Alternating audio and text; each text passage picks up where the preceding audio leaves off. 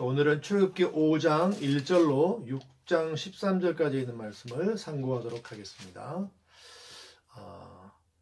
하나님께서 모세를 보내서 바로에게 이스라엘 백성들을 내보내라고 말씀을 전달하게 하셨습니다. 모세는 그 형 아론과 함께 바로를 찾아갔습니다. 자, 그런데 하나님께서 주신 말씀을 모세가 바로에게 전달했을 때 모세는 그 말씀을 듣고 그대로 한 게 아니라 그 말씀을대로 하지 못하겠다 이렇게 얘기합니다. 2절에 보면 바로가 가로되 여호와가 누구건대 내가 그 말을 듣고 이스라엘을 보내겠느냐. 나는 여호와를 알지 못하니 이스라엘도 보내지 아니하리라 이렇게 말합니다. 나중에 계속 나타나겠지만 이런 바로의 마음을 성경은 뭐라고 표현하냐면 강팍하다라고 얘기합니다. 여러분, 강팍하다란 말이 무슨 뜻입니까? 쉽게 말하면 마음이 굳어있는 단단한 걸 말합니다. 여러분, 우리 몸에서 심장이 있죠. 여러분, 심장에 대해서 생물 시간에 배웠습니까? 심방 심실이 있고 그래서 피를 폐에서 받아들여서 온몸으로 보내는 역할을 하죠. 그래서 우리가 그 심장의 모습을 한마디로 쿵쾅쿵쾅 살아 움직이는 것으로 이렇게 묘사를 할 수가 있겠죠. 그런데 그 심장이 죽어버렸다면, 기능을 하지 못한다면 그 심장은 어떤 상태겠습니까? 움직이지 않고 딱딱하게 굳어버리고 차가워지고 그리고 나중에는 썩어버리겠죠. 우리 사람의 마음을 거기에 비유하면 그 강팍이라고 하는 게 바로 심장이 딱딱하게 식어버리고 딱딱하게 굳어버리는 것을 말하는 겁니다.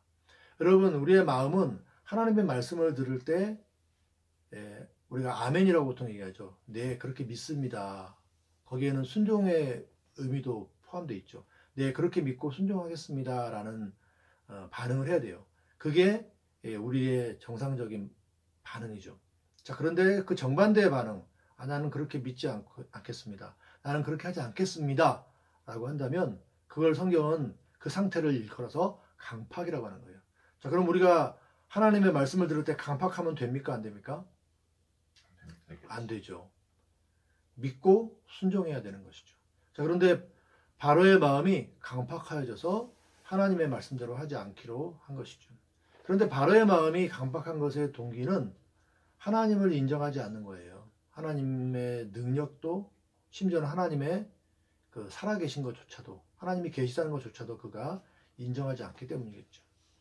또한 계시다 하더라도 그는 자신이 곧 또 신이니까 그렇게 생각했잖아요. 또는 자신이 믿는 그 신이 더 강력하다고 믿었기 때문에 굳이 자기가 하나님의 말씀을 들어야 할 필요가 있겠나 이렇게 생각을 한 거죠.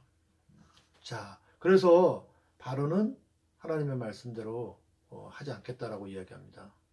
심지어 거기서 그치는 것이 아니라 너희가 지금 그런 생각, 애굽에서 나가서 하나님께 뭐 저 광야에서 예배를 드리겠다느니 뭐 이런 생각을 하는 거 보니까 너희가 지금 뭐 편안해서 그런가 보다. 내가 다시는 그런 생각하지 못하게 해주겠다라고 지금까지도 벽돌을 만드는 그런 노동을 고역을 시켰는데 그 노동의 강도를 더 강하게 했어요. 그동안은 재료를 주고 벽돌을 만들겠습니다. 여러분, 벽돌 만드는 재료가 여러 가지 있겠지만 여기에 보면 지피라는 게 있어요. 근데 그걸 재료를 주고서 벽돌을 만들게 한 거예요. 그런데 이제 어떻게 했냐면 그 재료, 벽돌을 만드는 재료조차 주지 않고 벽돌을 똑같이 만들어내라고 한 거예요. 똑같은 시간에 똑같은 생산량을 만들어내는데 재료를 주지 않는 거예요. 그럼 어떻게 해야 돼요? 재료 자체를 직접 만들어다가 해야 되니까 일이 더 힘들겠죠. 그리고 똑같은 시간에 해야 되니까 더 바쁘게 움직여야겠죠. 그러면 사람이 그동안도 힘들었는데 얼마나 힘들겠어요. 그러니까 바로의 생각은 그렇게 힘들게 함으로써 앞으로 저항하거나 딴 생각을 하게 되면 더 힘들게 될 것이라고 위협해서 그런 저항을 전혀 할 수 없게, 뭐 애굽에서 나가서 하나님께 예배하게 할 테니까 좀 내보내 주십시오라는 이런 말 전혀 하지 못하게 하려고 한 거예요. 이스라엘 백성들이 2배는, 그 몇 배는 더 힘들어진 그런 상황이 된 거잖아요. 그러니까 이 사람들이 모세에게 불평을 합니다. 이스라엘 자손의 패장들이 너희의 매일 만드는 벽돌을 조금도 감화하지 못하게 하리라 함을 듣고 화가 몸에 미치는 줄 알고, 이게 우리가 해방되는 게 아니라 오히려 2배로 3배로 더 힘들어지게 생겼구나 이렇게 생각을 한 거예요. 그래서 이런 원인이 바로 모세 때문이니까, 모세와 아론 때문이니까 모세와 아론을 만나서 이런 상황에 대해서 불평을 합니다. 그리고 너희가 우리를 지금 도와주기는커녕 그 고역에서 해방되게 해주기는커녕 우리를 죽이려고 하는구나, 이렇게 원망하였습니다. 자, 모세와 아론은 또 어떻게 하겠어요? 하나님께 또 찾아가서 원망하죠. 그래서 22절에 보니까 모세가 여호와께 돌아와서 고하되 주여 어찌하여 이 백성으로 학대를 당하게 하셨나이까? 어찌하여 나를 보내셨나이까? 하나님, 왜 이 백성이 해방되게 해주셨다고 그랬는데 해방되기는커녕 더 어려움을 당해가지고 나한테 그렇게 원망하게 합니까? 제가 그 사람들의 원망을 들을 수가 없습니다. 견뎌낼 수가 없습니다. 하나님, 저를 왜 이렇게 힘들게 하십니까? 이렇게 말씀을 드렸어요. 자, 그러자 6장에서 보면 하나님께서 이렇게 말씀하세요. 우리 6장 1절을 같이 한번 읽어보겠습니다. 여호와께서 모세에게 이르시되 이제 내가 바로에게 하는 일을 네가 보리라. 강한 손을 더함으로 바로가 그들을 보내리라. 강한 손을 더함으로 바로가 그들을 그 땅에서 쫓아내리라. 하나님께서 뭐라고 하시냐면, 내가 바로를 강한 손으로 쳐서 꺾어서 내 백성을 내보내도록 내가 만들겠다고 하신 거예요. 자, 여러분, 여기서 우리 한 가지 주목할 게 있는 게 뭐냐면, 모세가 이스라엘 백성들을 구원하기 위해서 갔지만 모세의 그 모든 노력들은 아무 소용이 없었습니다. 그리고 오히려 돌아오는 것은 백성들의 원망뿐이었습니다. 자, 백성들을 구원하려는 노력은 모세나 아론에 의해서 또는 그 누구의 노력과 어떤 공로에 의해서 되는 게 아니었어요. 심지어 그 일을 바로가, 보통 사람도 아니고 애굽의 왕이, 엄청난 힘을 가진 바로와 애굽이 반대하고 나선 거예요. 이 일은 될 일이 아니었어요. 사실 이게 객관적인 상황이죠. 자, 그런데 하나님께서 뭐라고 말씀하시냐면, 내가 너희를 애굽에서 나가도록 하겠다라고 말씀하시는 거예요. 여러분, 구원은 하나님께로부터 시작되고 하나님에 의해서 이루어진다라는 사실을 우리가 기억해야 돼요. 모세나 아론이, 아니면 이스라엘 백성들이 이 사실을 알았더라면 그들의 힘으로 하려고 하지도 않았을 겁니다. 그리고 바로나 또 애굽이 이스라엘을 내보내지 않기로 하는 이런 그 강팍한 반응에 대해서 좌절하지도 않았을 거예요. 왜냐하면 하나님은 능히 하실 수 있는 분이죠. 바로나 애굽이 방해하거나 협조하지 않아도 하나님은 하실 수 있는 분이시기 때문에 하나님께서 하신다라는 사실을 분명히 붙잡고 있었더라면 그들은 좌절하지도 않았을 것이고 실망하지도 않았을 것이고 낙담하지도 않았을 것입니다. 여러분, 우리가 우리 자신의 구원도 그렇고 누군가를 구원하는 일을 수종들 때, 제가 수종든다는 표현을 들었는데 저는 이 표현이 굉장히 중요한 표현이라고 생각하는데, 우리가 하는 게 아니에요. 뭐 그렇게 말할 수도 있지만 엄밀히 말하면 우리가 누군가를 구원하는 게 아니에요. 심지어는 나도 내가 구원하는 게 아니에요. 누가 구원하신다고요? 예수님께서. 예, 삼위일체 구원의 하나님께서 우리를 구원하십니다. 그 사실을 기억해야 돼요. 그 하나님 앞에 어떤 장애물이 그 하나님의 구원 역사를 막을 수 있을까요? 못 막습니다. 어떤 사람의 방해, 어떤 사람의 비협조적인 행동이 하나님의 구원하시는 역사를 방해하거나 가로막지 못합니다. 하나님께서 그 구원을 시작하시고 또 그 구원을 완성하시는 분이십니다. 하나님께서 구원하신다고 하셨고 하나님께서 구원을 하십니다. 이걸 기억해야 돼요. 자, 그러면 한 가지 더 우리가 기억할 것은, 그럼 하나님은 왜 우리를 구원하시려고 하실까 하는 거죠. 2절부터 보면, 6장 2절부터 보면 하나님께서 우리 지난번에 나왔던 말씀을 또 해주십니다. 그때는 모세를 애굽으로 보내시면서 하신 말씀이고, 지금 6장에서는 바로의 강팍함 때문에, 이스라엘 백성들의 원망 때문에 낙담하고 좌절해서 하나님 앞에 호소하러 온 모세에게 하나님께서 하시는 말씀이죠. 나는 여호와로라. 내가 아브라함과 이삭과 야곱에게 전능의 하나님으로 나타났으나 나의 이름을 여호와로는 그들에게 알리지 아니하였고 가나안 땅과 그들의 우구하는 땅을 주기로 그들과 언약하였더니 이제 애굽 사람이 종을 삼은 이스라엘 자손의 신음을 듣고 나의 언약을 기억하노라, 이렇게 말씀하셨습니다. 여러분, 여호와란 말씀의 이름, 이게 여기 설명되어 있는 거예요. 여기 여호와라고 하는 말 자체는 나는 언제나 늘 똑같은 하나님이다. 이런 뜻이에요. 풀어서 해석하면. 그런데 그게 어떤 의미냐면 나는 아브라함에게도 하나님이었고 이삭에게도 하나님이었고 또 야곱에게도 하나님이었다. 그리고 지금 너희에게도 하나님이다. 나는 너희가 고통 가운데서 신음하는 것을 잊어버리지 않고 또 듣고 그냥 흘려버리지 않는 너희의 하나님이다. 이렇게 말씀을 하시는 거예요. 다른 말로 말하면 내가 너희의 아빠다. 내가 너희 엄마다. 이런 말씀이죠. 하나님께서 신음하고 있는 하나님의 백성들의 그 소리를, 신음소리를 듣고 고난 가운데서 부르짖는 그 신음소리를 듣고 모른 척하지 않으세요. 나의 언약을 기억한다라고 말씀하십니다. 나의 언약을 기억한다는 말은 내가 너희 하나님이다 라는 거예요. 내가 너희 하나님인데 너희는 나의 백성인데 너희 하나님으로서 고통받는 너희 내 백성을 내가 모른 척할 수 없다. 그 말씀이에요. 하나님께서는 한마디로 말하면 언약 때문에, 다른 말로 말하면 우리에 대한 사랑 때문에 하나님은 우리를 구원하시기로 작정하셨고 지금 구원하여 주고 계신 겁니다. 여러분, 이게 큰 거예요. 여러분, 세상을 살아가면서 우리 부모님이, 우리 다 부모님이 있잖아요. 그 부모님이 계시다는 게 얼마나 큰 힘이 되냐면 그분들은 나를 사랑하기 때문에 나를 위해서 늘 걱정하시고 나를 위해서 무엇인가 할 수 있다면 다 하려는 분들이라는 거예요. 그게 얼마나 실제적으로도 그렇고 심리적으로도 그렇고 얼마나 큰 힘이 되는지 모릅니다. 여러분, 하나님이 내가 여호와다라는 말씀이 내가 너희 아빠다, 내가 너희 엄마다, 내가 너희를 사랑하는 하나님이다 이렇게 말씀하시는 거예요. 너희가 신음할 때 내가 그것을 그냥 흘려듣지 않고 마음에 두고 반드시 너희를 돕고 너희를 구원할 것이다 이렇게 말씀하시는 겁니다. 하나님께서 그 말씀을 하십니다.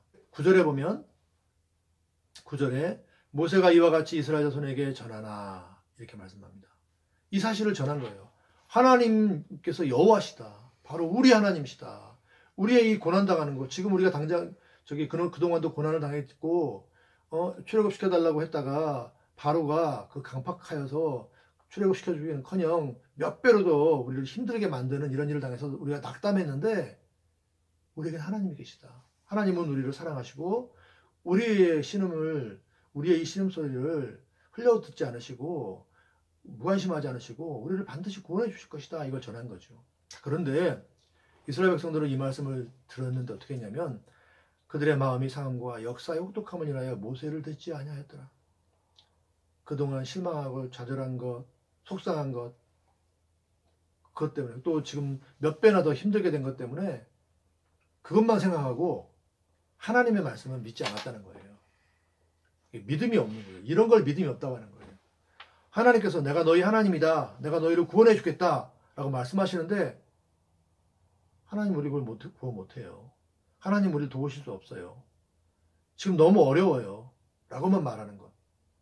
그건 어떻게 보면 현실을 잘 인식하는 것일 수도 있지만 현실을 잘 인식하는 건 필요하죠. 그러나 하나님에 대한 믿음이 없는 거예요. 그리고 그런 불신앙 때문에 불순종의 일들을 자꾸 행하는 것이죠. 여러분, 우리는 하나님 믿어야 됩니다. 하나님을 하나님으로 믿는 거예요. 전능하신 분으로, 우리를 사랑하시는 분으로, 우리의 신음소리에 대해서 귀를 기울이시고 기꺼이 그리고 능히 우리를 도우시는 그 하나님을 믿어야 하는 겁니다. 하나님께서는 이스라엘 백성들의 이러한 불신앙과 불순종에도 불구하고 이스라엘 백성들을 구원하십니다. 그래서 10절 이하에 보면 6장 10절 이하에 보면 이렇게 말씀하십니다. 자, 가서 바로를 다시 만나고 이스라엘 백성들을 출애굽시키라고 다시 한번 전해라.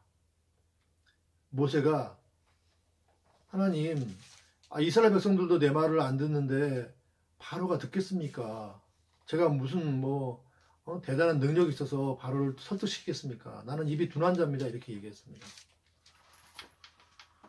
근데 하나님의 대답은 무엇인가요? 13절 여호와께서 모세와 아론에게 말씀하사 그들로 이스라엘 자손과 애굽 왕 바로에게 명을 전하고 이스라엘 자손을 애굽 땅에서 인도하여 내게 하시니라.